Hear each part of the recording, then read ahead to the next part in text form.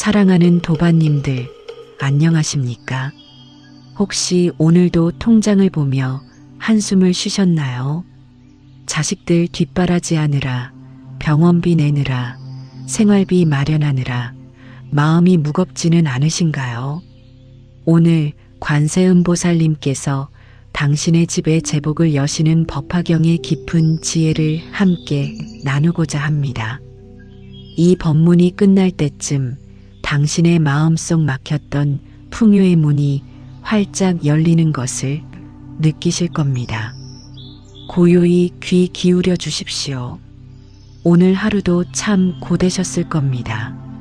아침 일찍 일어나 가족을 챙기고 집안일을 하고 어떤 분은 아직도 생업 현장에서 땀 흘리고 계실 것입니다. 그렇게 하루를 보내고 나면 문득 이런 생각이 드실 때가 있습니다. 이렇게 열심히 사는데 왜 내 삶에는 여유가 없을까? 왜 나만 이렇게 힘들까? 남들은 다들 잘 사는 것 같은데 나만 뒤처진 것 같은 이 마음. 특히 명절이 다가오거나 자식들 경조사가 있을 때면 더욱 그렇습니다. 마음 편히 쓸 돈이 없어서 빌려야 하는 내 처지가 한없이 초라하게 느껴집니다. 이런 마음 저도 압니다. 많은 도반님들이 이 고민을 안고 사찰을 찾아오십니다.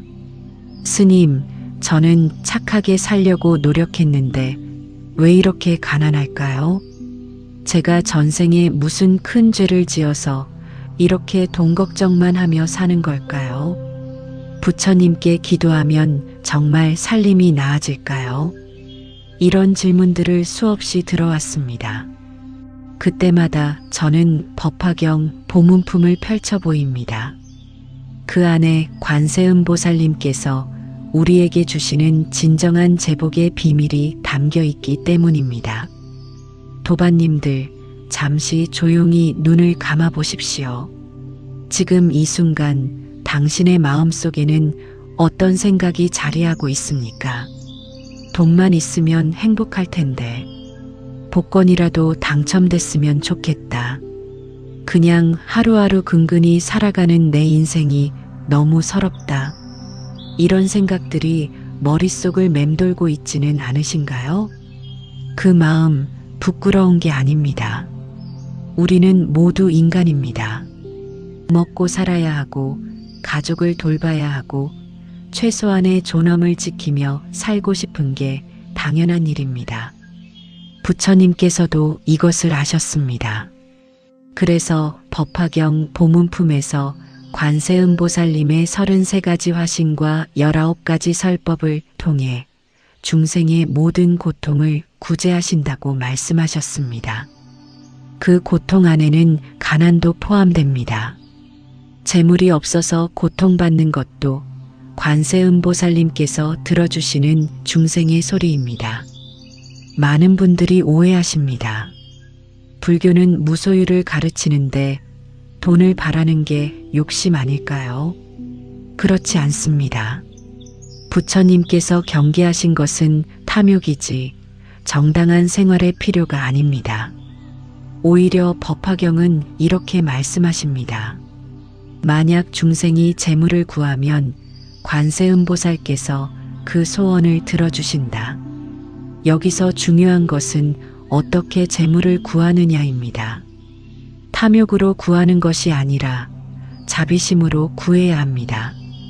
내가 잘 살기 위해서만이 아니라 나를 통해 가족이 편안하고 이웃에게도 베풀 수 있기를 바라는 마음. 그것이 진정한 제복입니다.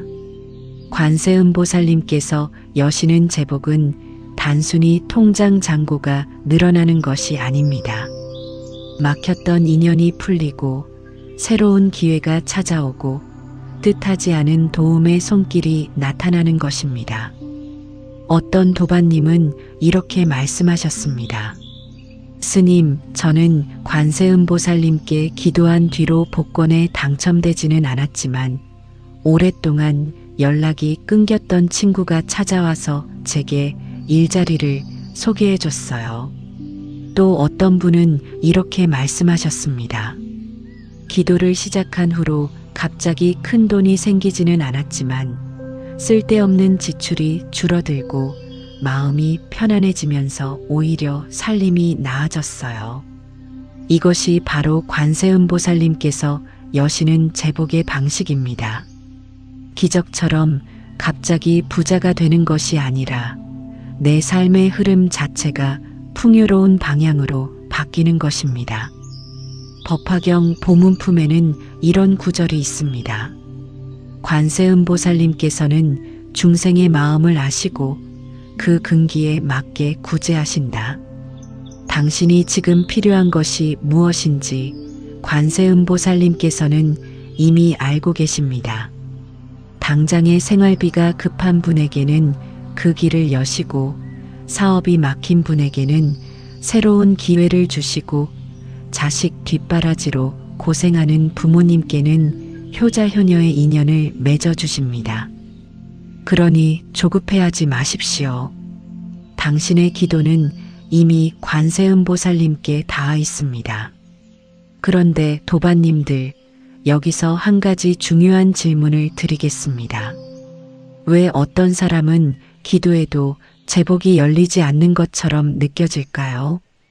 왜 어떤 이는 관세음보살님께 간절히 빌어도 가난에서 벗어나지 못할까요? 그 이유는 단 하나입니다. 마음의 문이 닫혀 있기 때문입니다. 관세음보살님께서는 이미 당신의 집 앞에서 제복의 문을 두드리고 계십니다. 그런데 당신이 그 문을 열지 않는 겁니다. 나는 안 돼. 나는 전생업보가 나빠서 평생 가난하게 살 운명이야. 아무리 기도해도 소용없어. 이런 생각들이 당신 마음속에 두꺼운 자물쇠를 채우고 있습니다. 관세음보살님의 자비는 햇빛과 같습니다. 햇빛은 모든 곳을 비추지만 창문을 닫아놓으면 방 안은 어두운 법입니다. 창문을 여는 것은 관세음보살님의 몫이 아니라 바로 당신의 몫입니다. 오늘 이 법문을 통해 우리는 함께 그 창문을 열어보려고 합니다. 어떻게 하면 관세음보살님께서 주시는 제복을 온전히 받아들일 수 있는지 법화경 보문품의 지혜를 하나하나 풀어보겠습니다. 이 시간이 끝날 때쯤 당신은 깨닫게 될 것입니다. 제복은 밖에서 오는 것이 아니라 내 안에서 피어나는 것임을. 관세음보살님께서는 이미 당신에게 풍요의 씨앗을 심어주셨고 이제 그것을 싹 틀 수 있게 하는 것은 당신의 믿음과 실천임을. 사랑하는 도반님들, 준비되셨습니까? 지금부터 관세음보살님께서 당신의 집에 제복을 여시는 5가지 법문을 시작하겠습니다. 마음을 고요히 하시고 부처님의 말씀에 귀 기울여 주십시오. 이 법문이 당신의 인생의 진정한 전환점이 되기를 간절히 기원합니다. 나무 관세음보살. 첫 번째로 법화경 보문품이 밝히는 제복의 근본 원리에 대해 말씀드리겠습니다. 많은 분들이 재물을 구할 때 이렇게 생각하십니다. 복권에 당첨되게 해주세요. 갑자기 큰 돈이 생기게 해주세요. 하루아침에 부자가 되게 해주세요. 이런 기도가 잘못된 것은 아닙니다. 하지만 법화경이 가르치는 제복의 원리는 조금 다릅니다. 법화경 보문품 제25품에는 이런 말씀이 있습니다. 무진이 보살이 부처님께 여쭈었습니다. 세존이시여, 관세음보살께서는 어찌하여 이 사바세계를 유행하시며 중생들을 위해 설법하십니까? 부처님께서 말씀하시길, 선남자여, 만약 어떤 나라의 중생이 응당 부처의 몸으로 구제받아야 한다면 관세음보살께서 즉시 부처의 몸을 나투시어 설법하시고 보살의 몸으로 구제받아야 한다면 보살의 몸으로 나투시며 이와 같이 33가지 몸으로 나투시어 중생을 구제하신다. 이 구절의 핵심은 무엇일까요? 관세음보살님께서는 중생의 근기에 맞게 나투신다는 것입니다. 어떤 이에게는 부처의 모습으로, 어떤 이에게는 스님의 모습으로, 어떤 이에게는 평범한 사람의 모습으로 나타나십니다. 제복도 마찬가지입니다. 어떤 분에게는 갑자기 좋은 일자리가 생기는 방식으로 제복이 오고, 어떤 분에게는 오래된 빚이 갑자기 탕감되는 방식으로 오고, 또 어떤 분에게는 건강이 회복되어 병원비 걱정이 사라지는 방식으로 옵니다. 관세음보살님의 제복은 획일적이지 않습니다. 당신에게 지금 가장 필요한 형태로 찾아옵니다. 그러니 왜 내 기도는 응답이 없을까 하고 조급해하지 마십시오. 어쩌면 이미 응답이 와 있는데 당신이 그것을 알아차리지 못하고 있을 수도 있습니다. 한 도반님의 이야기를 들려드리겠습니다. 70대 할머니 한 분이 계셨습니다. 평생 남편 뒷바라지하고 자식 키우느라 자기 인생은 없이 살았습니다. 남편이 돌아가신 후 혼자 월세방에서 국민연금으로 근근히 살아가는데 어느 날 자식들에게서 연락이 왔습니다. 다들 형편이 어려우니 어머니 용돈을 더 이상 못 드리겠다는 것이었습니다. 그 할머니는 절망했습니다. 이제 나는 어떻게 살란 말인가.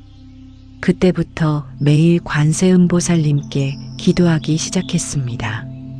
관세음보살님, 제발 돈 좀 생기게 해주세요.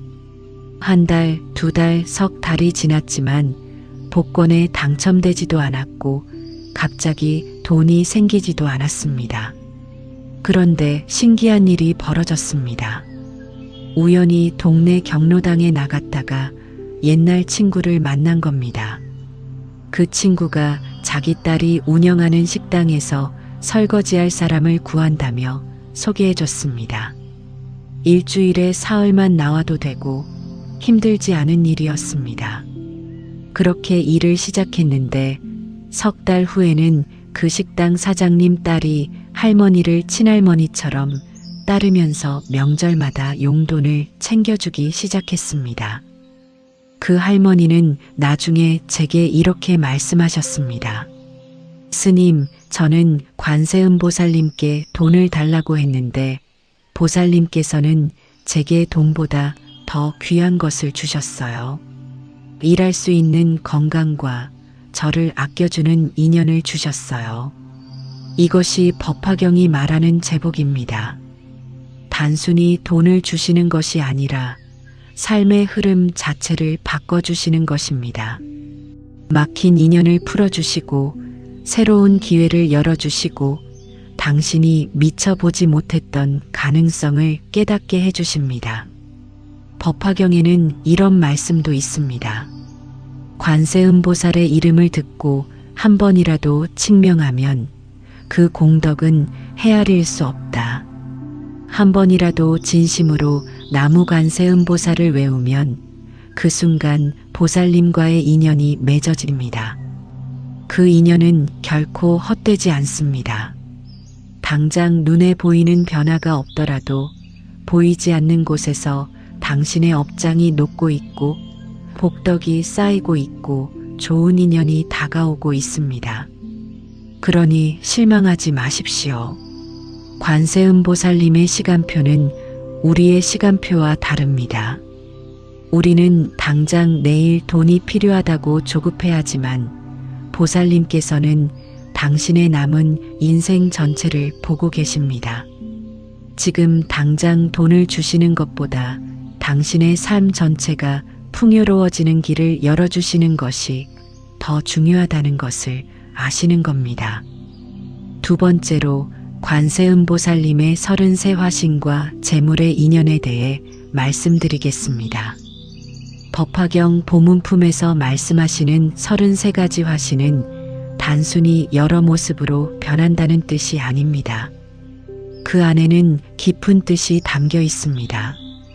부처의 몸, 벽지불의 몸, 성문의 몸, 범천왕의 몸, 제석천의 몸, 자제천의 몸, 대자제천의 몸, 천대장군의 몸, 비사문천의 몸, 소왕의 몸, 장자의 몸, 거사의 몸, 제관의 몸, 바라문이 몸, 비구의 몸, 비구니의 몸, 우바세의 몸, 우바이의 몸, 장자 부인의 몸, 거사 부인의 몸, 제관 부인의 몸, 바라문 부인의 몸, 동남 동녀의 몸, 천룡야차 등의 몸. 이 33가지 몸 중에서 특히 재물과 관련된 화신이 있습니다. 장자의 몸, 거사의 몸, 제관의 몸입니다. 장자는 부유한 집안의 어른을 뜻하고, 거사는 재물을 가지고 보시하는 제가불자를 뜻하고, 제관은 재물을 관리하는 관리를 뜻합니다.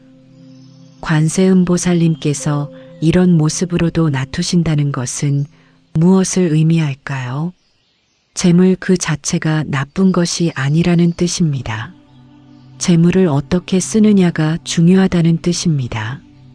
관세음보살님께서는 장자의 모습으로 나투셔서 가난한 이들을 도우시고, 거사의 모습으로 나투셔서 사찰에 보시하시고, 제관의 모습으로 나투셔서 공정하게 재물을 분배하십니다. 이것이 진정한 제복의 의미입니다.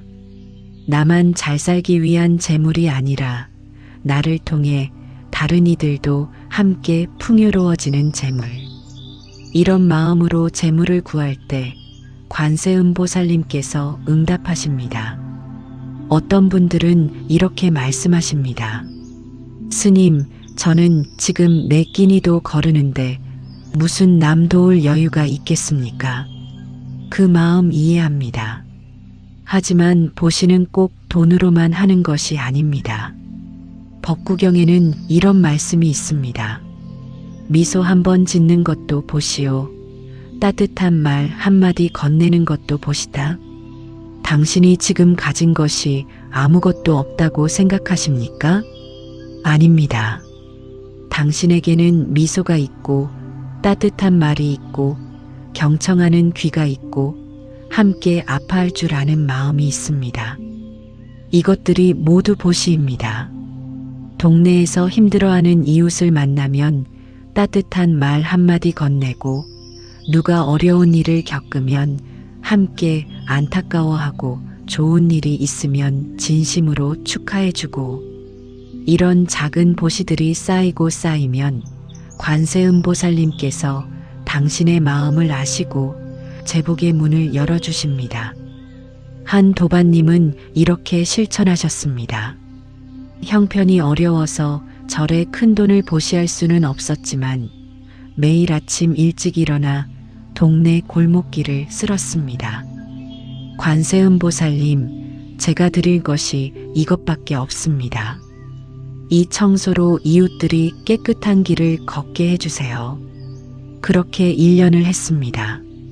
그러자 동네 사람들이 그 도반님을 알아보기 시작했고, 어떤 분이 좋은 일자리를 소개해줬습니다. 당신처럼 성실한 사람이 필요하다면서요. 이것이 바로 관세음보살님께서 33화신으로 나투시어 중생을 구제하시는 방식입니다.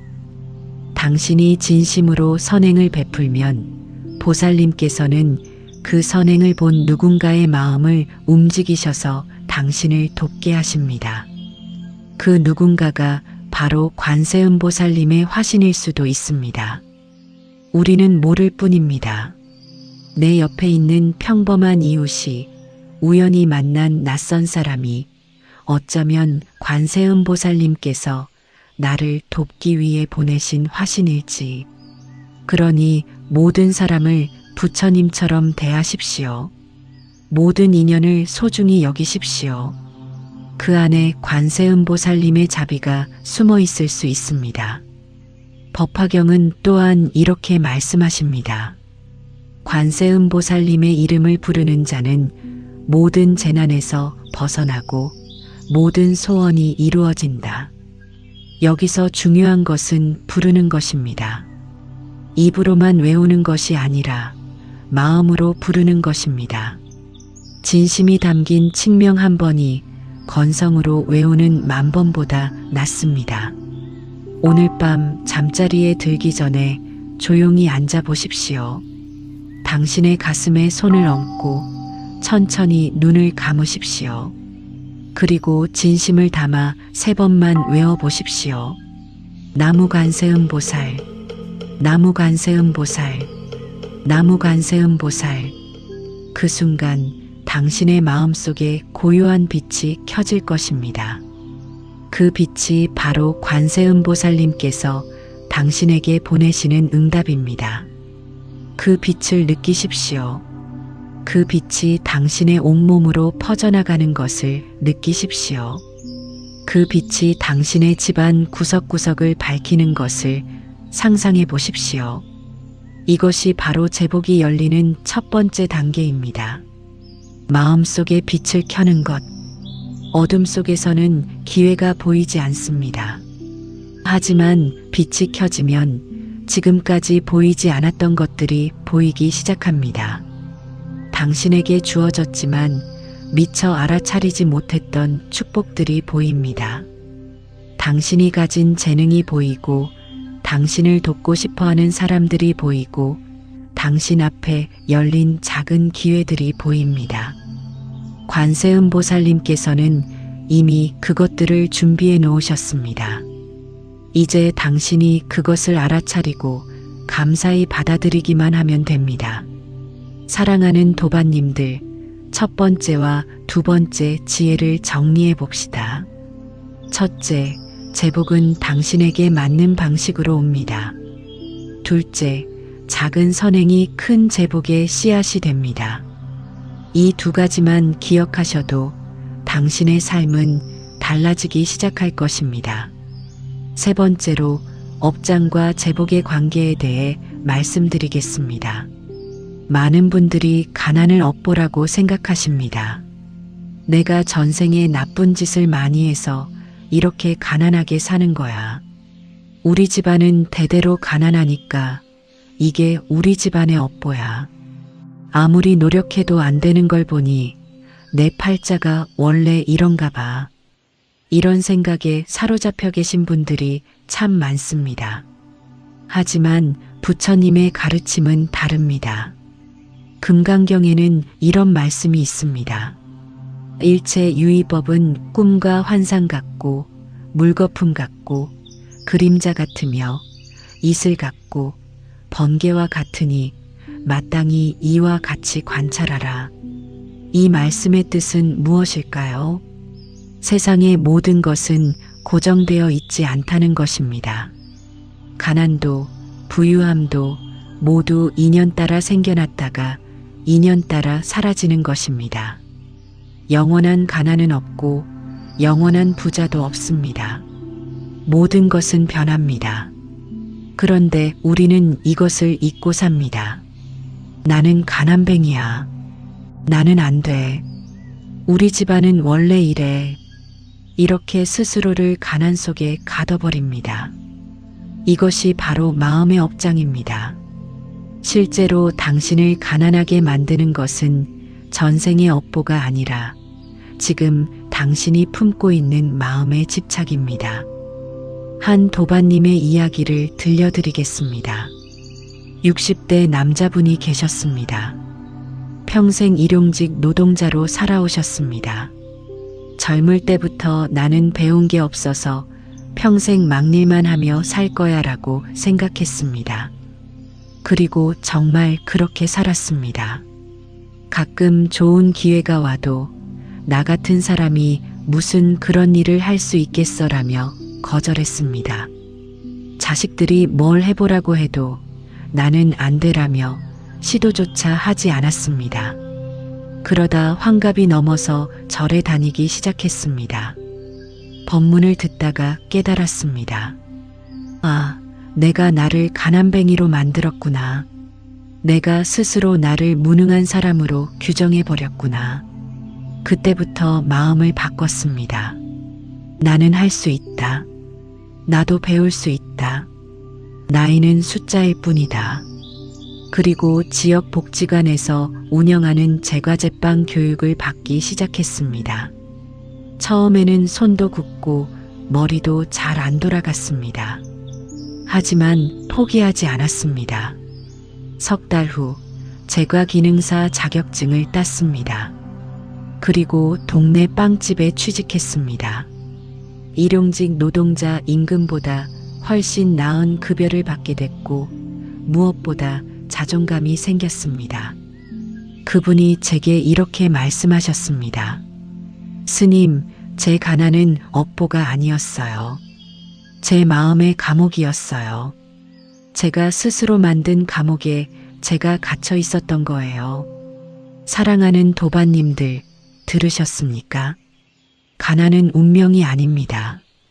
가난은 바꿀 수 없는 업보가 아닙니다. 가난은 마음의 집착입니다. 나는 가난하다는 생각이 당신을 가난하게 만듭니다.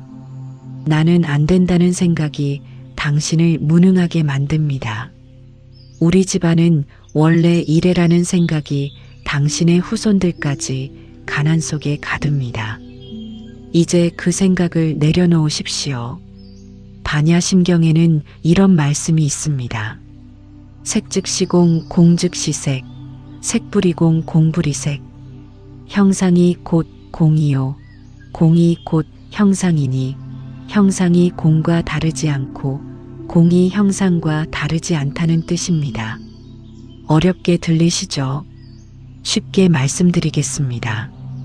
지금 당신이 가난하다는 것은 잠시 그런 상태에 있을 뿐, 그것이 진짜 당신의 본질은 아니라는 뜻입니다. 구름이 해를 가렸다고 해가 사라진 게 아니듯 지금 가난하다고 당신 안의 풍요로운 본성이 사라진 게 아닙니다. 부처님께서는 이렇게 말씀하셨습니다. 일체 중생은 모두 열애지성, 즉 부처의 본성을 가지고 있다. 당신 안에도 부처님과 똑같은 본성이 있습니다. 그 본성은 원래 완전하고 풍요롭고 자유롭습니다. 다만 번뇌와 집착이 그것을 가리고 있을 뿐입니다.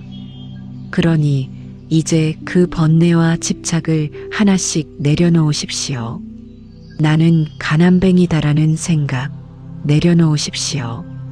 나는 안 된다라는 생각 내려놓으십시오. 이게 내 팔자다라는 생각 내려놓으십시오. 그리고 이렇게 말해 보십시오. 나는 관세음보살님의 자녀입니다. 나는 부처님의 본성을 가진 존재입니다. 나는 풍요로워질 자격이 있습니다. 이렇게 매일 스스로에게 말하십시오. 처음에는 믿기지 않을 수도 있습니다. 무슨 헛소리야. 나는 정말 가난한데. 이런 생각이 들 수도 있습니다. 괜찮습니다. 그래도 계속 말하십시오. 말이 생각을 바꾸고 생각이 행동을 바꾸고 행동이 운명을 바꿉니다. 법구경에는 이런 말씀이 있습니다. 마음은 모든 법의 으뜸이니 마음이 먼저 가고 모든 것이 마음을 따른다. 당신의 마음이 가난하면 삶도 가난해지고 당신의 마음이 풍요로우면 삶도 풍요로워집니다. 그런데 여기서 중요한 것이 있습니다. 마음의 풍요로움은 물질의 풍요로움과 다릅니다. 통장에 돈이 많다고 마음이 풍요로운 것이 아닙니다. 오히려 돈이 많아도 불안하고 더 많은 돈을 걱정하고 남과 비교하며 괴로워하는 사람들이 많습니다. 진정한 풍요로움은 마음의 평화입니다. 나는 지금 이대로도 충분하다. 나는 감사할 것이 많다. 나는 사랑받는 존재다. 이런 마음이 진짜 풍요로움입니다. 이런 마음을 가지면 신기하게도 물질적 풍요도 따라옵니다. 왜 그럴까요? 마음이 평화로우면 판단력이 생깁니다. 쓸데없는 걱정에 에너지를 낭비하지 않고 진짜 기회를 알아볼 수 있게 됩니다. 마음이 평화로우면 인간관계가 좋아집니다. 불안하고 조급한 사람보다 평화롭고 여유로운 사람에게 사람들이 모입니다. 그리고 좋은 인연이 모이면 자연스럽게 좋은 기회도 따라옵니다. 관세음보살님께서는 이것을 아십니다. 그래서 우리에게 먼저 마음의 평화를 구하라고 가르치십니다. 마음의 평화가 있으면 재물은 자연스럽게 따라온다고 말씀하십니다. 한 보살님의 이야기를 더 들려드리겠습니다. 50대 여성분이었습니다. 남편 사업이 실패하고 빚이 많아서 매일 빚 독촉에 시달렸습니다. 잠도 못 자고 밥도 못 먹고 하루하루가 지옥 같았습니다. 그러다 절에 와서 스님께 하소연했습니다. 스님, 저는 이제 어떻게 살아야 합니까? 스님께서 이렇게 말씀하셨습니다. 보살님, 빚은 빚일 뿐입니다. 그것이 당신의 전부가 아닙니다. 먼저 마음의 빚부터 갚으십시오. 마음의 빚이요? 예, 당신은 지금 스스로에게 너무 큰 빚을 지고 있습니다. 자책하고 비난하고 미워하고 있습니다. 그 빚부터 갚으십시오. 자신을 용서하고 자신을 사랑하십시오. 그날부터 그 보살님은 매일 관세음보살님께 기도했습니다. 관세음보살님, 제가 저를 용서할 수 있게 도와주세요. 제가 저를 사랑할 수 있게 도와주세요. 한 달쯤 지나자 마음이 조금 평화로워졌습니다. 빚은 여전히 있었지만 그것 때문에 자기 자신을 미워하지 않게 됐습니다. 그러자 신기한 일이 벌어졌습니다. 마음이 평화로우니 잠도 잘 오고 밥도 먹을 수 있게 됐습니다. 건강해지니 일할 힘이 생겼습니다. 파트타임 일을 시작했고 조금씩 빚을 갚기 시작했습니다. 그러자 빚쟁이들도 태도가 달라졌습니다. 이 사람은 도망가지 않고 성실하게 갚으려고 하는구나 하며 독촉을 줄였습니다. 2년이 지나자 빚의 절반을 갚았습니다. 그 보살님이 제게 이렇게 말씀하셨습니다. 스님, 제 빚은 아직 다 갚지 못했지만 저는 이미 부자가 된 기분입니다. 제가 저를 사랑하게 됐거든요. 사랑하는 도반님들, 이것이 진정한 제복입니다. 돈이 많아지는 것보다 먼저 마음이 평화로워지는 것, 남에게 인정받는 것보다 먼저 자기 자신을 사랑하게 되는 것, 이것이 관세음보살님께서 우리에게 주시고자 하는 진짜 선물입니다. 그러니 오늘부터 실천해 보십시오. 매일 아침 일어나면 거울을 보며 자신에게 말하십시오. 나는 소중한 사람이다. 나는 사랑받을 자격이 있다. 나는 풍요로워질 수 있다. 매일 밤 잠들기 전에는 오늘 하루 감사한 일 3가지를 떠올려 보십시오. 오늘 날씨가 좋아서 감사했다. 오늘 이웃이 반갑게 인사해줘서 감사했다. 오늘 하루 건강하게 살아서 감사했다. 이렇게 작은 것부터 감사하는 연습을 하십시오. 감사하는 마음이 쌓이면 당신의 마음은 점점 풍요로워집니다. 그리고 마음이 풍요로워지면 관세음보살님께서 그 풍요로움을 물질적 풍요로도 채워주십니다. 법화경은 이렇게 약속하십니다. 관세음보살님의 이름을 부르는 자는 모든 두려움에서 벗어나고 모든 소원이 이루어진다. 당신의 소원이 무엇입니까? 빚을 갚는 것입니까? 자식들에게 부담 주지 않고 사는 것입니까? 여생을 편안하게 사는 것입니까? 그 소원 관세음보살님께서 들어주실 것입니다. 다만 조금 기다리십시오. 그리고 그 기다림의 시간 동안 마음의 평화를 구하십시오. 마음의 평화가 당신 안에 뿌리내리면 모든 것이 저절로 따라올 것입니다. 세 번째 지혜를 정리해 봅시다. 가난은 업보가 아니라 마음의 집착입니다. 마음의 집착을 내려놓고 마음의 평화를 구하십시오. 그것이 진정한 제복으로 가는 첫걸음입니다. 네 번째로 관세음보살님의 원력이 실제로 어떻게 작동하는지 말씀드리겠습니다. 많은 분들이 이렇게 생각하십니다. 나는 받기만 하면 돼. 보살님께서 주시기만 하면 돼. 하지만 부처님의 가르침은 다릅니다. 화엄경에는 이런 말씀이 있습니다. 인다라망의 구슬들은 서로를 비추며 빛난다. 인다라망은 제석천의 궁전에 처진 그물인데 그물코마다 구슬이 달려 있습니다. 한 구슬이 빛을 내면 그 빛이 다른 구슬에 반사되고 그 구슬의 빛이 또 다른 구슬에 반사되어 무한히 빛이 퍼져나갑니다. 우리의 삶도 이와 같습니다.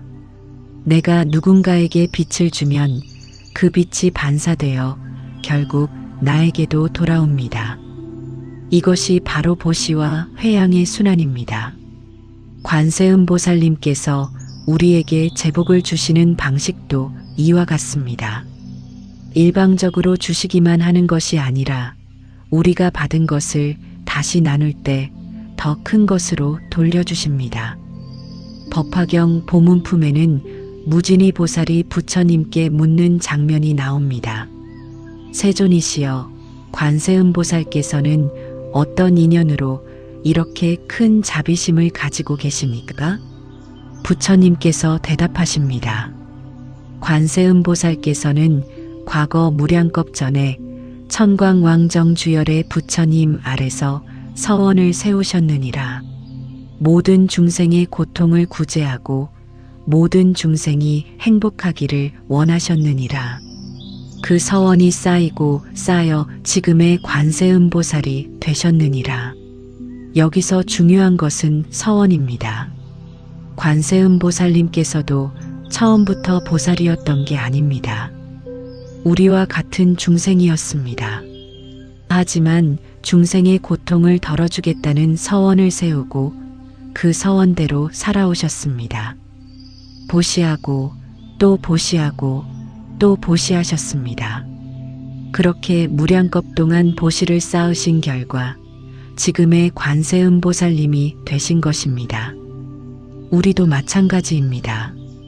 지금 당장은 가난하고 어려울 수 있습니다. 하지만 작은 보시부터 시작하십시오. 나는 가진 게 없는데 무슨 보시를 해요? 이렇게 생각하지 마십시오. 보시는 돈으로만 하는 것이 아닙니다. 육조단경에는 이런 말씀이 있습니다. 안시, 화한열시, 언시, 신시, 심시. 눈으로 따뜻하게 바라보는 것도 보시오. 웃는 얼굴로 대하는 것도 보시오. 부드러운 말을 건네는 것도 보시오. 몸으로 도와주는 것도 보시오. 마음으로 함께 아파하는 것도 보시입니다. 이렇게 5가지 보시를 무제칠시, 즉 재물 없이도 할 수 있는 보시라고 합니다. 실제로 한 도반님께서 이렇게 실천하셨습니다. 70대 할머니였는데 국민연금으로 간신히 살아가는 형편이었습니다. 절에 큰 돈을 보시할 형편은 안 됐습니다. 하지만 매일 아침 동네 쓰레기를 주우며 산책하셨습니다. 관세음보살님께 드릴 것이 이것밖에 없습니다. 그리고 동네 어르신들이 모이는 경로당에 가서는 혼자 사는 어르신들의 말벗이 되어주셨습니다. 내가 해줄 수 있는 건 들어주는 것밖에 없네. 그렇게 1년을 했습니다. 그러자 동네 사람들이 그 할머니를 동네 천사라고 부르기 시작했습니다. 그리고 어느 날 한 집안에서 돌잔치를 하는데 그 할머니를 초대했습니다. 할머니, 우리 아기가 태어날 때 할머니가 병원까지 따라와 주셨잖아요. 꼭 오세요. 가보니 봉투를 주더랍니다. 할머니, 항상 감사했어요. 이거 받으세요. 10만 원이 들어 있었습니다. 그 할머니에게는 큰 돈이었습니다. 하지만 더 큰 선물은 따로 있었습니다. 그 집안 며느리가 그 후로도 계속 할머니를 챙겨줬습니다. 명절마다 음식을 갖다 드리고 병원에 갈 일이 있으면 차로 데려다 주고 진짜 딸처럼 대해줬습니다. 그 할머니가 저한테 이렇게 말씀하셨습니다. 스님, 저는 돈을 보시한 적이 없는데 관세음보살님께서 제게 돈보다 귀한 인연을 주셨어요. 이것이 바로 보시의 순환입니다. 내가 준 것은 미소와 따뜻한 말 한마디였지만 돌아온 것은 진심 어린 효도였습니다.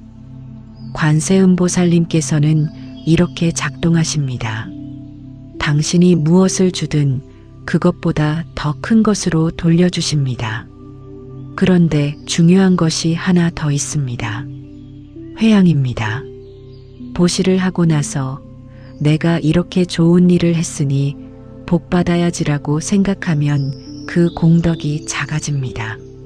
하지만 이 작은 선행이 모든 중생의 행복으로 이어지기를 바랍니다라고 회양하면 그 공덕이 무한히 커집니다. 유마경에는 이런 말씀이 있습니다. 보시의 공덕은 회양할 때 완성된다. 회양이란 무엇입니까? 내가 쌓은 공덕을 혼자 차지하지 않고 모든 중생과 나누는 것입니다. 이 공덕으로 제 부모님이 건강하시기를 바랍니다. 이 공덕으로 제 자식들이 평안하기를 바랍니다. 이 공덕으로 모든 중생이 고통에서 벗어나기를 바랍니다. 이렇게 회양하는 것입니다. 그러면 신기한 일이 벌어집니다. 내가 가진 공덕이 줄어드는 것이 아니라 오히려 커집니다. 왜 그럴까요? 화엄경의 비유를 들어보겠습니다. 촛불 하나를 다른 촛불에 옮겨 붙이면 원래 촛불의 불이 줄어듭니까? 아닙니다. 오히려 두 개의 촛불이 더 밝게 빛납니다. 회양도 이와 같습니다. 내 공덕을 남에게 나눈다고 내 공덕이 줄어드는 게 아닙니다. 오히려 더 밝게 빛나고 더 큰 힘이 됩니다. 한 보살님께서 이렇게 실천하셨습니다. 60대 남자분이었는데 작은 가게를 운영하고 계셨습니다. 장사가 잘 안 돼서 항상 걱정이었습니다. 어느 날 법문을 듣고 보시와 회양을 실천하기로 마음먹었습니다. 매일 아침 가게 문을 열기 전에 이렇게 기도했습니다. 관세음보살님, 오늘 제가 버는 수입의 10분의 1을 어려운 이웃을 위해 쓰겠습니다. 이 작은 보시가 모든 이들의 행복으로 이어지기를 바랍니다. 그리고 실제로 그렇게 했습니다. 하루 매출이 10만 원이면 1만 원을, 20만 원이면 2만 원을 따로 모았습니다. 한 달에 한 번씩 그 돈으로 쌀을 사서 동네 독거노인들에게 나눠드렸습니다. 처음에는 힘들었습니다. 이렇게 장사도 안 되는데 돈을 나눠주면 나는 어떻게 살아? 이런 생각이 들었습니다. 하지만 포기하지 않고 1년을 했습니다. 그러자 신기한 일이 벌어졌습니다. 동네 사람들이 그분의 가게를 자주 찾기 시작했습니다. 저 사장님은 좋은 분이야. 동네 어르신들한테 쌀도 갖다 드리고 소문이 퍼지면서 손님이 늘었습니다. 그리고 1년 후 매출이 2배로 늘었습니다. 그분이 제게 이렇게 말씀하셨습니다. 스님, 저는 10분의 1을 나눴는데 관세음보살님께서는 2배로 돌려주셨어요. 이제 저는 10분의 1을 나눌 수 있어요. 이것이 바로 보시와 회양의 순환입니다.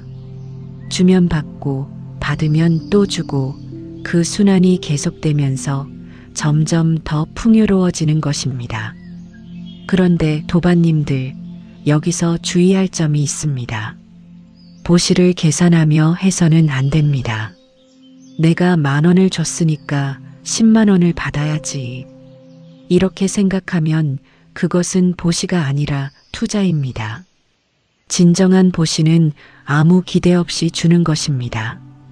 돌아오지 않아도 괜찮다는 마음으로 주는 것입니다. 법구경에는 이런 말씀이 있습니다. 보시는 씨앗을 뿌리는 것과 같다. 농부는 씨앗을 뿌릴 때 열매를 계산하지 않는다.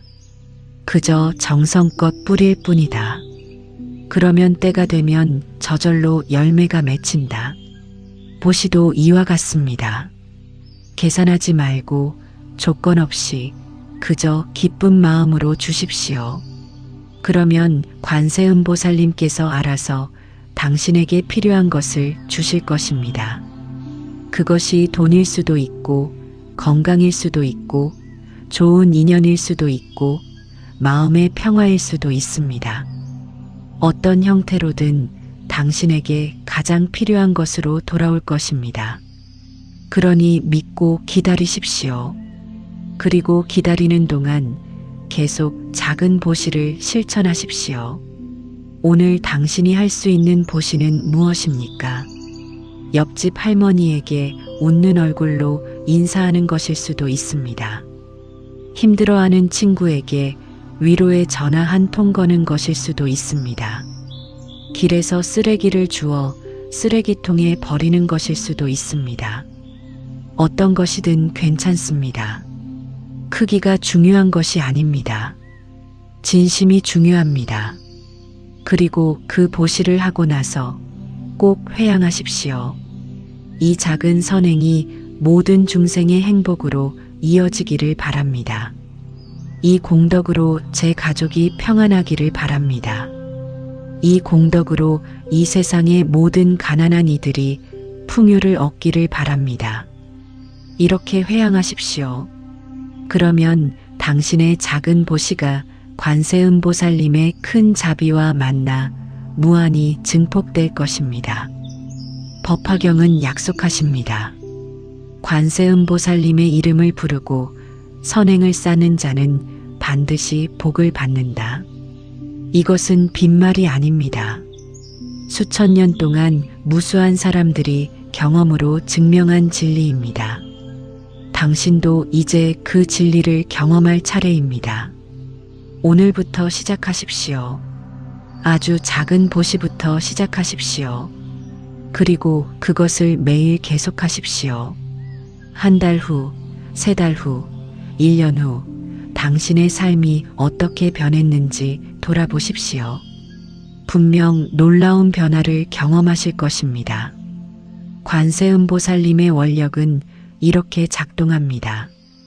당신이 먼저 주면 보살님께서 그것을 받아 무한히 증폭시켜 다시 돌려주십니다.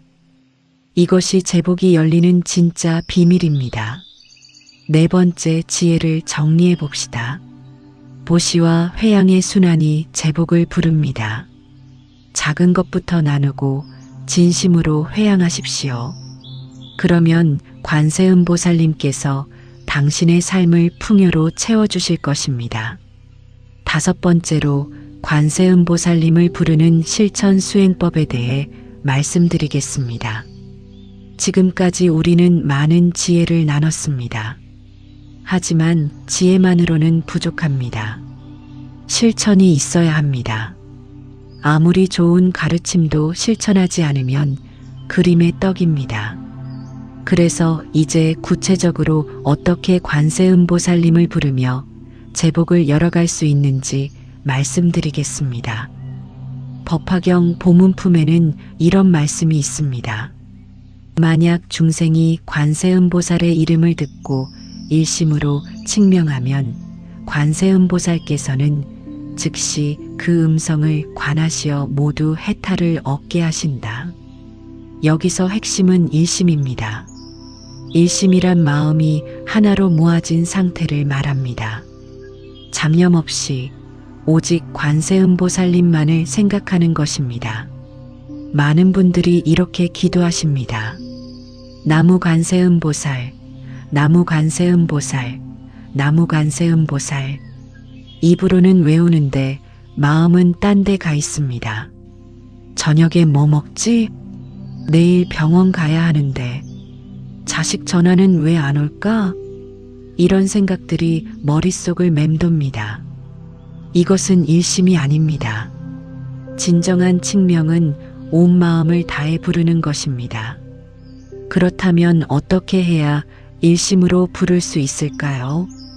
첫 번째 방법은 호흡과 함께 외우는 것입니다.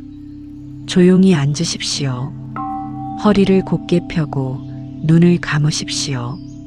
천천히 숨을 들이마시면서 마음속으로 나무관세음을 외우십시오. 천천히 숨을 내쉬면서 보살을 외우십시오. 들숨의 나무관세음, 날숨의 보살. 이렇게 호흡과 함께 외우면 자연스럽게 마음이 집중됩니다. 잡념이 일어나도 괜찮습니다. 그냥 다시 호흡으로 돌아오십시오. 들숨, 날숨, 나무관세음 보살. 이렇게 하루에 10분만이라도 앉아서 외워보십시오. 한 달만 하면 확실히 마음이 달라지는 것을 느끼실 겁니다. 두 번째 방법은 걸으면서 외우는 것입니다. 산책하실 때, 장 보러 가실 때, 병원 가실 때 걸으면서 외우십시오. 한 걸음 내디딜 때마다 나무관세음 보살, 또 한 걸음 내디딜 때마다 나무관세음 보살. 이렇게 걸음과 함께 외우면 몸과 마음이 하나가 됩니다. 어떤 도반님은 매일 아침 30분씩 동네를 걸으면서 관세음보살을 외우셨습니다. 처음에는 힘들었습니다. 생각이 자꾸 딴 데로 갔습니다. 하지만 포기하지 않고 3개월을 했습니다. 그러자 신기한 일이 벌어졌습니다. 걸으면서 외우는 것이 너무 편안하고 좋아서 하루라도 안 하면 뭔가 허전한 느낌이 드는 겁니다. 그리고 그 시간 동안 마음이 정말 평화로웠습니다. 아무 걱정도 두려움도 없이 그냥 고요했습니다. 그분이 이렇게 말씀하셨습니다. 스님, 저는 걸으면서 관세음보살을 외우는 그 30분이 하루 중 가장 행복한 시간이에요. 세 번째 방법은 일상생활 속에서 외우는 것입니다. 설거지할 때, 빨래할 때, 청소할 때 입으로는 관세음보살을 외우십시오. 처음에는 어색할 수 있습니다. 하지만 익숙해지면 자연스러워집니다. 그러면 일상의 모든 순간이 수행이 됩니다. 단순한 집안일이 명상이 되고 기도가 됩니다. 한 보살님은 이렇게 실천하셨습니다. 70대 할머니였는데 하루 종일 집에서 손자를 돌봐야 했습니다. 절에 가서 기도할 시간이 없었습니다. 그래서 집에서 아기 재우면서 밥하면서 청소하면서 계속 관세음보살을 외웠습니다. 처음에는 이게 무슨 기도야 싶었습니다. 하지만 1년을 하니까 삶 자체가 달라졌습니다.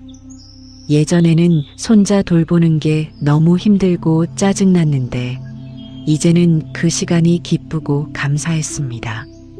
이 아기도 부처님의 화신이구나. 이 설거지도 수행이구나. 이렇게 생각이 바뀌니까 모든 게 달라 보였습니다. 그리고 신기하게도 가족관계가 좋아졌습니다.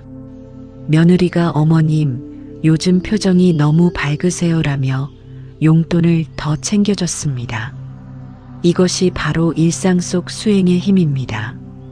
네 번째 방법은 염주를 사용하는 것입니다. 염주 하나를 구하십시오. 108 염주가 좋지만 없으면 작은 염주라도 괜찮습니다. 그리고 염주알 하나를 넘길 때마다 나무관세음보살을 외우십시오. 이렇게 하면 몇 번을 외웠는지 알 수 있고 손가락에 감촉이 있어서 집중하기도 좋습니다. 어떤 도반님은 매일 밤 잠들기 전에 염주 한 바퀴를 돌렸습니다. 108번 관세음보살을 외우는 겁니다. 처음에는 30분 걸렸는데 익숙해지니까 20분이면 됐습니다. 그리고 그렇게 외우고 나면 마음이 정말 평안해져서 잠도 잘 왔습니다. 불면증이 있었는데 자연스럽게 나았다고 합니다. 5번째 방법은 가족과 함께 외우는 것입니다. 혼자 외우는 것도 좋지만 가족과 함께 외우면 그 공덕이 배가 됩니다. 저녁 식사 후 10분만이라도 가족이 모여 앉아서 함께 관세음보살을 외워보십시오. 처음에는 가족들이 싫어할 수도 있습니다. 엄마, 왜 이래? 할머니, 저 바빠요. 이럴 수 있습니다. 하지만 강요하지 말고 자연스럽게 이끄십시오. 우리 가족이 평안하게 해달라고 같이 기도 좀 하자. 이렇게 부드럽게 청하십시오. 한 가정에서 이렇게 실천했습니다. 할머니, 아들 부부, 손자, 손녀까지 4식구가 매일 저녁 9시에 모여 10분씩 관세음보살을 외웠습니다. 처음에는 아이들이 장난쳤습니다. 하지만 할머니가 포기하지 않고 매일 했습니다. 3개월쯤 지나니까 아이들도 익숙해졌습니다. 그리고 1년이 지나자 신기한 변화가 일어났습니다. 가족끼리 싸우는 일이 거의 없어졌습니다. 저녁 기도 시간이 가족이 하루를 나누는 시간이 됐습니다. 기도 전으로 오늘 어땠어? 힘든 일 없었어? 이런 대화가 자연스럽게 오갔습니다. 그러니까 가족 간 소통이 좋아지고 관계가 좋아지고 집안 분위기 전체가 밝아졌습니다. 그리고 그 집안에 좋은 일들이 생기기 시작했습니다.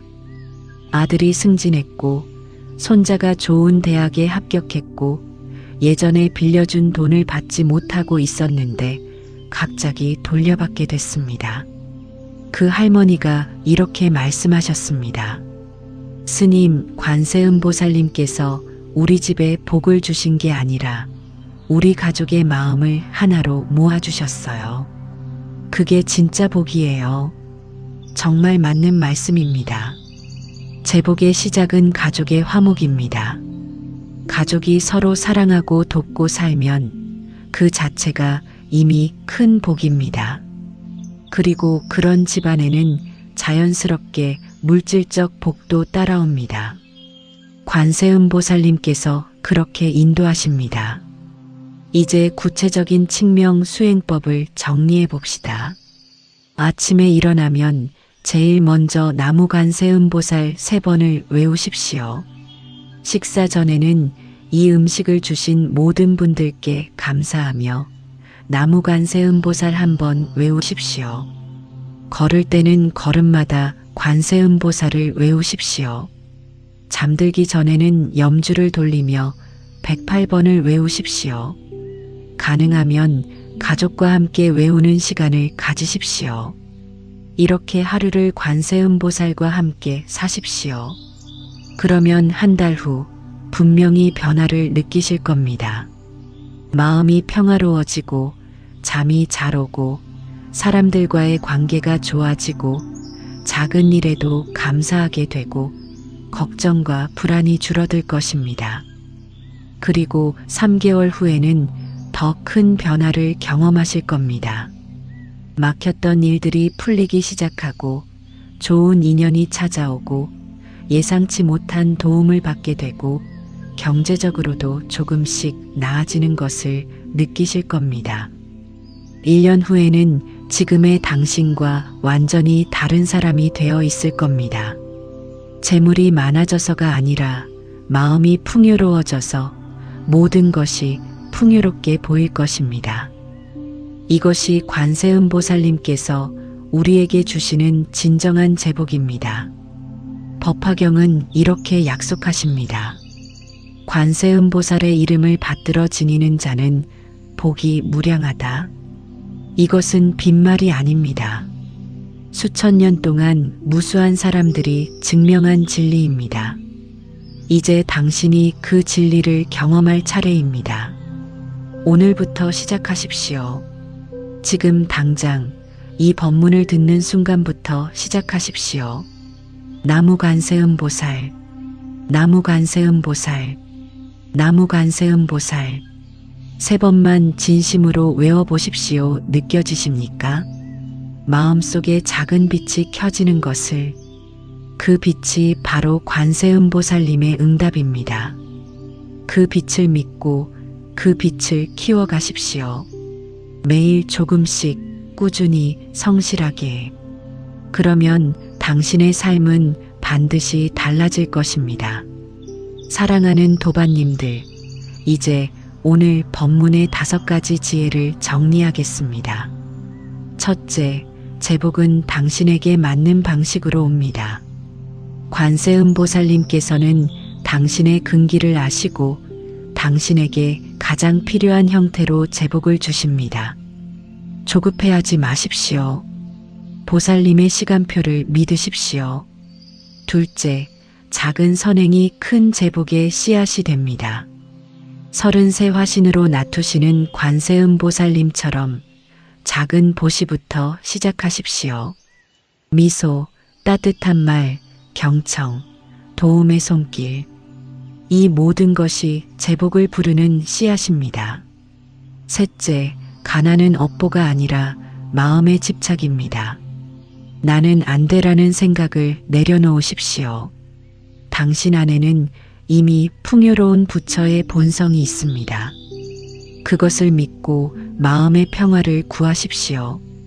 넷째, 보시와 회양의 순환이 제복을 부릅니다. 받은 것을 나누고 나눈 것을 회양하십시오. 그러면 그 공덕이 무한히 증폭되어 당신에게 돌아올 것입니다. 다섯째, 일심으로 관세음보살을 부르십시오. 호흡과 함께, 걸음과 함께, 일상과 함께 외우십시오. 하루를 관세음보살과 함께 사십시오. 그러면 당신의 삶 전체가 기도가 되고 수행이 되고 복이 될 것입니다. 사랑하는 도반님들, 긴 시간 함께 해주셔서 감사합니다. 오늘 이 법문이 당신의 마음속 깊은 곳까지 닿기를 바랍니다. 당신이 지금 겪고 있는 경제적 어려움이 결코 당신의 전부가 아님을 기억하십시오. 당신은 관세음보살님의 사랑을 받는 소중한 존재입니다. 당신은 부처님의 본성을 가진 존엄한 생명입니다. 당신은 풍요로워질 자격이 충분히 있습니다. 지금 당장 눈에 보이는 변화가 없더라도 실망하지 마십시오. 씨앗은 땅 속에서 보이지 않게 자라다가 때가 되면 싹을 틔웁니다. 당신이 오늘부터 뿌리는 선행의 씨앗, 칭명의 씨앗도 마찬가지입니다. 보이지 않는 곳에서 자라고 있습니다. 때가 되면 반드시 아름다운 꽃을 피우고 풍성한 열매를 맺을 것입니다. 그날을 믿고 기다리십시오. 그리고 기다리는 동안 계속 씨앗을 뿌리십시오. 작은 미소, 따뜻한 말, 진심 어린 칭명. 이것들이 모두 씨앗입니다. 매일 조금씩 뿌리십시오. 그러면 어느 날 뒤돌아봤을 때 당신의 삶이 풍요로운 정원으로 변해 있을 것입니다. 관세음보살님께서는 언제나 당신 곁에 계십니다. 당신이 외롭고 힘들 때 보살님께서 함께 하십니다. 당신이 가난하고 어려울 때 보살님께서 위로하십니다. 당신이 두렵고 불안할 때 보살님께서 지켜주십니다. 다만 당신이 그것을 알아차리지 못할 뿐입니다. 이제 알아차리십시오. 나무관세음보살이라고 부를 때마다 보살님께서 응답하고 계심을, 당신의 마음 속에서, 당신의 삶 속에서 보살님께서 일하고 계심을. 그러니 두려워하지 마십시오. 당신은 혼자가 아닙니다. 관세음보살님께서 항상 당신과 함께 하십니다. 오늘 밤 잠자리에 들기 전에 조용히 앉아 3번만 외워보십시오. 나무관세음보살, 나무관세음보살, 나무관세음보살. 그리고 느껴보십시오. 당신의 가슴 속에서 따뜻한 빛이 퍼져나가는 것을, 그 빛이 당신의 집 구석구석을 밝히는 것을, 그 빛이 당신의 가족을 감싸는 것을, 그 빛이 당신의 미래를 환하게 비추는 것을, 그 빛이 바로 관세음보살님의 자비입니다. 그 빛이 바로 당신에게 주어진 제복입니다. 이미 시작되었습니다. 이미 당신 안에 있습니다. 이제 당신이 그것을 받아들이고 키워가고 세상과 나누기만 하면 됩니다. 사랑하는 도반님들, 오늘도 하루를 무사히 마치고 이 법문을 들어주셔서 진심으로 감사드립니다. 이 법문이 당신의 삶에 작은 등불이 되기를 바랍니다. 당신의 집에 관세음보살님의 자비가 가득하기를 기원합니다. 당신과 당신의 가족 모두 건강하고 평안하시기를 기원합니다. 당신의 모든 소원이 이루어지기를 기원합니다. 나무관세음보살, 나무관세음보살, 나무관세음보살.